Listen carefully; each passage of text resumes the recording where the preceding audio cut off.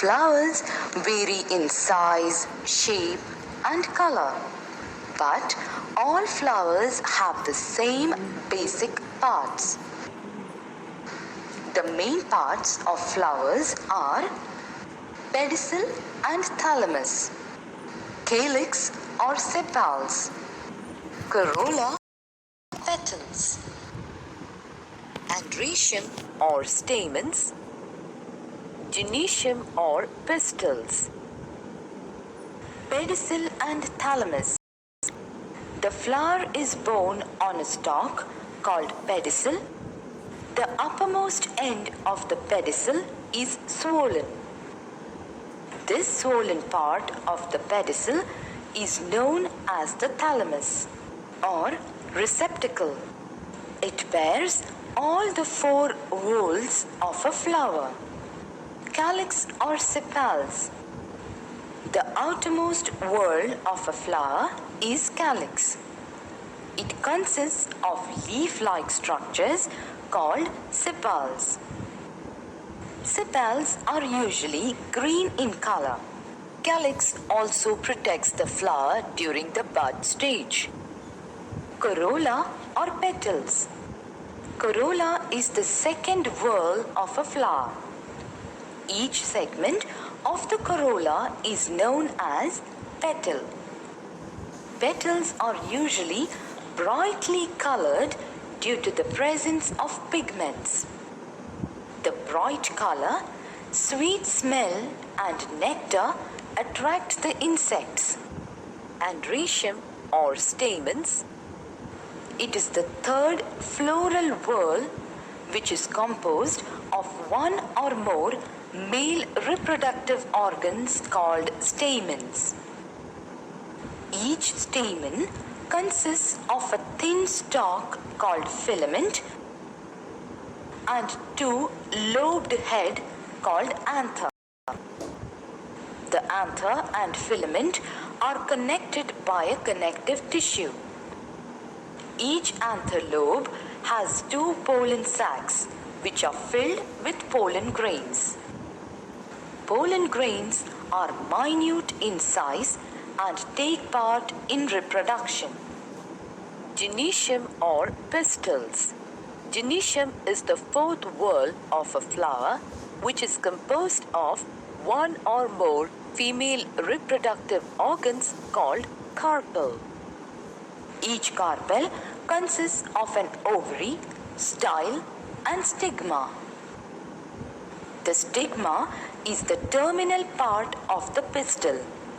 It is sticky, rough, and hairy. Stigma is meant for receiving pollen grains during pollination. The style is the thread-like structure which connects the stigma with the ovary. It is meant for raising the level of the stigma. The basal, swollen part of the pistil is called ovary. The ovary bears ovules on a swollen tissue called placenta. Each ovary contains a female reproductive cell or egg. अब हमने activity 1, stems, activity 2 और ये experiment के बारे में जान लिया। उसके बाद में हमने उस तरीके से भी जाना कि लीफ मतलब जिस तरीके से हम क्या कर सकते हैं, एक पत्ती की छाप ले सकते हैं। तो पत्ती की छाप से हमें पता चल सकता है कि वो कौन सी है ना। चलिए, उसके बाद में हमने ये वाला एक्सपेरिमेंट भी किया। तो ये वाला एक्सपेरिमेंट में हमने क्या देखा, इसमें हमने देखा कि जिस तरीके से हमने एक प्लांट को एक थैली के अंदर रखा और थैली को बांध दिया और बांधने के बाद थोड़ी देर बाद देखा तो आपको क्या दिखाई दिया कि उसमें कुछ आपको पानी की कुछ बूंदें दिखाई दी, है ना। तो उस तरीके से हम बोल सकते हैं कि क्या होता है कि प्लांट्स के अंदर पानी होता है। फिर हमने ये वाला एक्सपेरिमेंट भी देखा कि किस तरीके से कलर चेंज हो जाता है ना। अब यहाँ पे हमने ये वाली इन्फॉर्मेशन भी ले ली कि जिस तरीके से हमें 2 प्लांट्स लेने हैं और उसके बाद में क्या करना है दोनों को। अब इसमें हमको क्या करना है, 2 पॉट लेने हैं, है ना। उसके साथ में हमें जैसे कुछ मिट्टी हो गई, ब्लेड हो गई, कैंची हो गई, तो ये जितनी सारी चीज़ें हैं, खुरपी वगैरह, तो ये सारी चीज़ें हमें लेनी है। उसके बाद हमें क्या करना है, इसे ना 5 to 4 मतलब ग्रुप जो होता है हमारा एक्टिविटी का, उतने स्टूडेंट ले लेना है। 2 ग्रुप में क्या 5 to 4 स्टूडेंट ले लेने हैं। उसके बाद हमें क्या करना है, हमें गार्डन में जाना है। और गार्डन में जाने के बाद जैसे कि हमारे क्या होता है, हम प्लांट्स वगैरह लगाते हैं तो उसमें क्या होता है कि हमें नुकसान भी होता है। तो जिस तरीके से जो अचानक जो पौधे उग जाते हैं वो वाला पौधे हमें लेने हैं। और उसे ध्यान से लेना है कि जिससे क्या हो सके कि आजू बाजू के जो पौधे उनको नुकसान ना हो, है ना। तो आजू बाजू वाले पौधों को नुकसान ना हो। अब हमें क्या करना है, पौधे के गमले में मिट्टी डालकर दूसरे पौधे की जड़ों को काट दीजिए। अब दूसरे गमले में लगा दीजिए। इनमें नियमित रूप से जल दीजिए, मतलब आपको डेली उसमें क्या करना है, वाटर देना है, ठीक है। डेली आपको उसमें पानी देना है और इस तरीके से लगाना है कि जिससे क्या हो सके कि उसको नुकसान ना हो, वो दोनों के दोनों प्लांट क्या हो, एकदम हेल्दी हो, ठीक है। उसके बाद हमें क्या करना है, यहाँ पे हमें बताया अब दोनों प्लांट्स को, ठीक है, रेगुलरली हमें पानी देना है।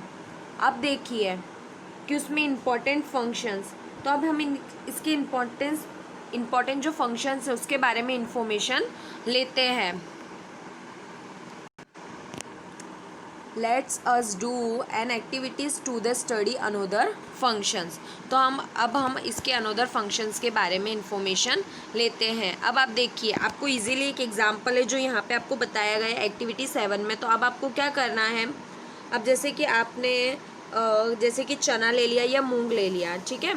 वो लेने के बाद आपको उसको थोड़ी देर के लिए पानी में भिगोकर रखना है। और पानी में भिगोकर रखने के बाद उसके बाद आपको उन्हें कॉटन में रखना है। कॉटन में रखने के बाद थोड़े दिनों बाद जब आप उसको देखोगे तो देखने के बाद आपको क्या पता चलेगा कि जैसे कि हमने देखा जिस तरीके से एक्टिविटी 6 में, उसी तरीके से आप धीरे से उसमें से रुई बाहर निकालो और मिट्टी खोद कर निकालना पड़ता है। और जिस तरीके से जड़ों की मिट्टी मजबूत हो जाए तो उसी तरीके से हम इसे क्या कह सकते हैं, देखिए इस तरीके से हम देख सकते हैं कि हमें जिस तरीके से उसकी लीव्स है, स्टीम्स है, तो हमें उससे डिफरेंट टाइप्स हमें और डिफरेंट वैरायटी देखने को मिलती है ना। अब आपने ये वाले एक्टिविटी भी देख ली, ठीक है। ये सारी इन्फॉर्मेशन हमने ले ली। अब यहाँ पे आपका ये पार्ट कंप्लीट होता है और ये जितनी भी एक्सरसाइज है आपको कंप्लीट करनी है, ठीक है।